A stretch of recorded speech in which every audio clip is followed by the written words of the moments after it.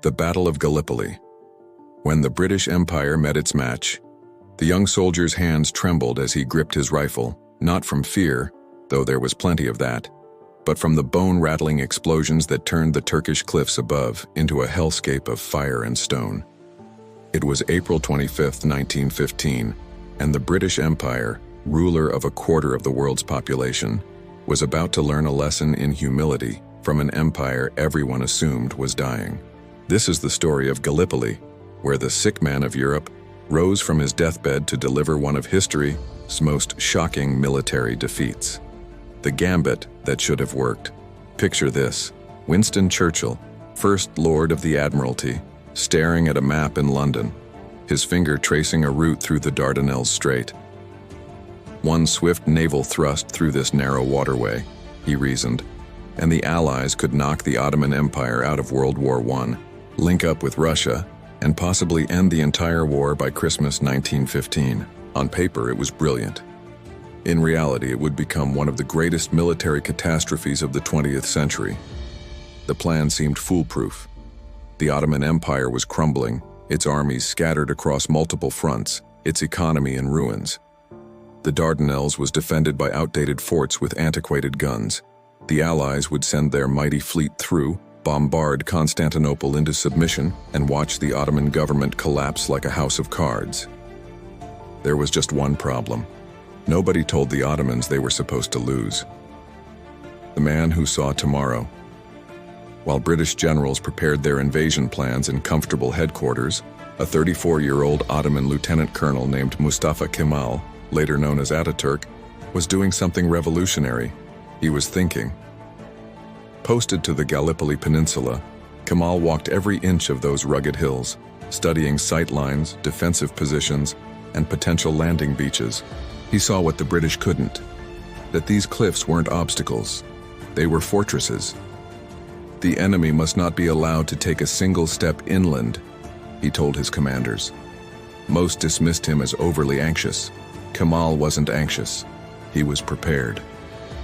When the sea turned red, the naval assault began in February 1915 with thunderous confidence. British and French battleships, the mightiest vessels ever built, lined up to pulverize the Turkish forts. For weeks they pounded the shoreline with shells the size of automobiles. The Ottoman guns fell silent. Victory seemed inevitable. Then, on March 18th, the Allied fleet made its final push into the strait. Within hours, 3 battleships struck mines and sank. 3 more were heavily damaged. In a single afternoon, the world's most powerful navy retreated in chaos from a supposedly defeated enemy. The admirals couldn't believe it. Turkish mine layers, working under cover of darkness, had turned the Dardanelles into a death trap. But Churchill wasn't finished. If the navy couldn't force the strait, the army would take the peninsula. What followed would make the naval disaster look like a warm-up act. The beach where empires bled dawn on April 25, 1915, revealed a sight that should have terrified the Allied commanders. Their landing beaches were natural killing fields. At Anzac Cove, Australian and New Zealand troops found themselves trapped on a narrow strip of sand beneath 300-foot cliffs. At Cape Helles, British soldiers waded ashore into concentrated machine gun fire that turned the crystal blue Mediterranean crimson. And waiting above them, rifle in hand, was Mustafa Kemal. Here's what makes this moment extraordinary. Kemal wasn't supposed to be there. His unit was in reserve miles away. But hearing the sound of battle, he disobeyed orders and rushed his entire regiment toward the sound of guns. He arrived at a ridgeline called Chunuk Bair, just as retreating Ottoman soldiers streamed past him in panic. "Why are you running?" he demanded. "Sir, we have no ammunition." Kemal's response became legendary. "If you have no ammunition, you have bayonets. Fix bayonets and lie down." The psychological impact was instant. The Anzacs, climbing the ridge, saw a line of Turkish soldiers lying in wait and went to ground themselves. Kemal had bought precious minutes, and minutes were all he needed. Ottoman reinforcements poured in, and the chance for an Allied breakthrough evaporated like morning mist. The siege that time forgot. That time, what was supposed to be a lightning campaign devolved into a nightmare that made the Western Front look civilized. For 8 months, Hundreds of thousands of men clung to cliffs and trenches in temperatures that soared past 100 degrees.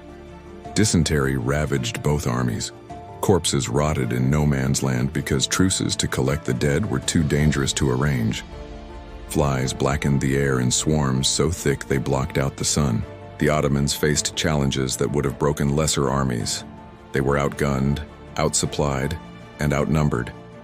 Their soldiers marched for days just to reach the front lines, then fought on starvation rations. British naval guns could obliterate an entire battalion in seconds. Yet they held. Every Allied attack was met with ferocious counterattacks. Every gained meter of ground cost hundreds of lives. The secret wasn't superior weapons or tactics. It was desperation mixed with determination.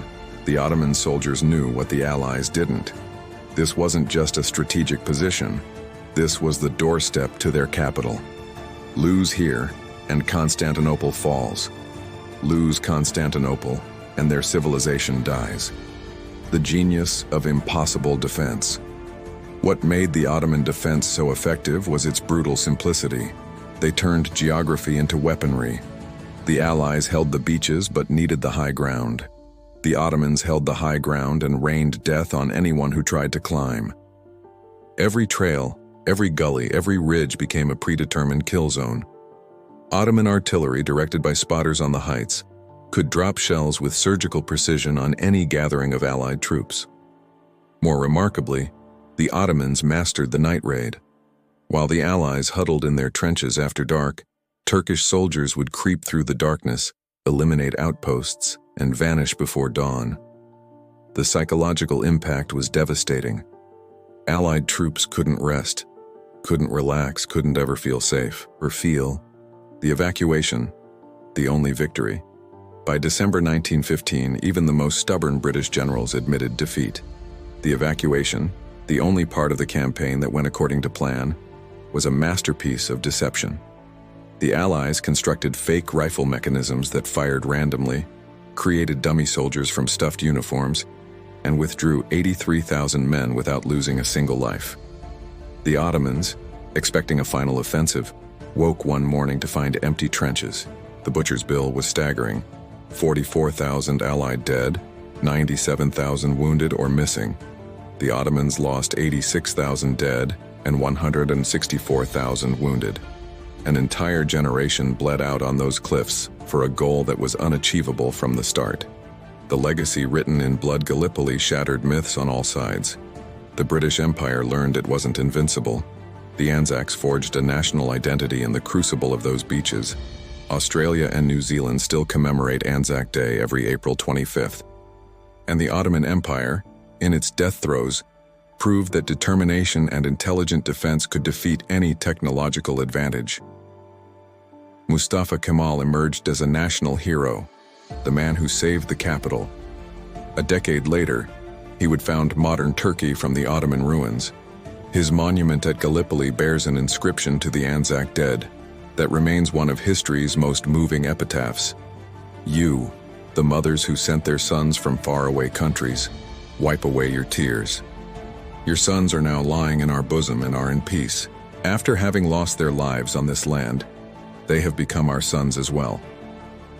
The Battle of Gallipoli stands as history's brutal reminder. No plan survives contact with an enemy who refuses to read the script.